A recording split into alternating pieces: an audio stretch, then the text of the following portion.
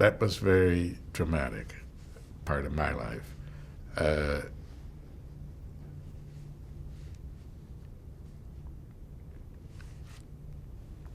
Okay, this is a whole different chapter of my life. As I said to you before, I became good friends with Letterman while I was doing the Carson show. And when Johnny was about to retire, Dave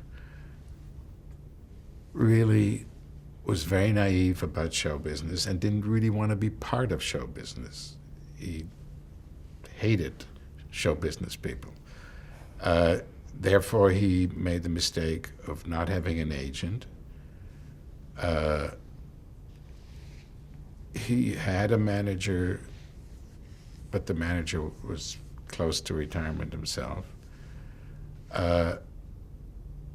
So at one point I said to Dave, when NBC announced that Jay Leno was going to be his replacement, which was for many reasons, and I'll try to give you a few. Dave was always anti-NBC management and would say terrible things about NBC vice presidents on the air. And Dave was very uncooperative about doing charity events that NBC asked him to do. And Dave was his own guy who didn't like to play ball and could make trouble.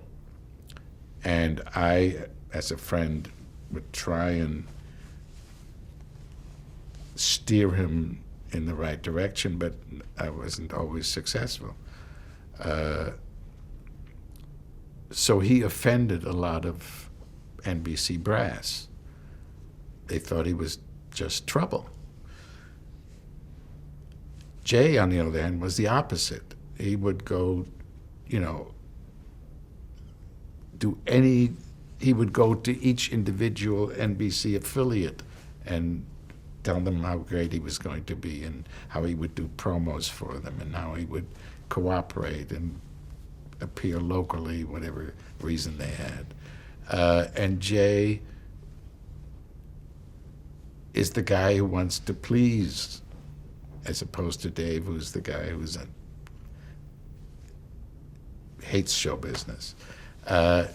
So, as you may know, Jay had a woman who managed him, who was a handful, to say the least, who was just a tough cookie. And she managed to convince NBC that Jay Leno was the guy that should replace Johnny. And for a while, NBC went along with her until they rebelled and barred her from being on the lot.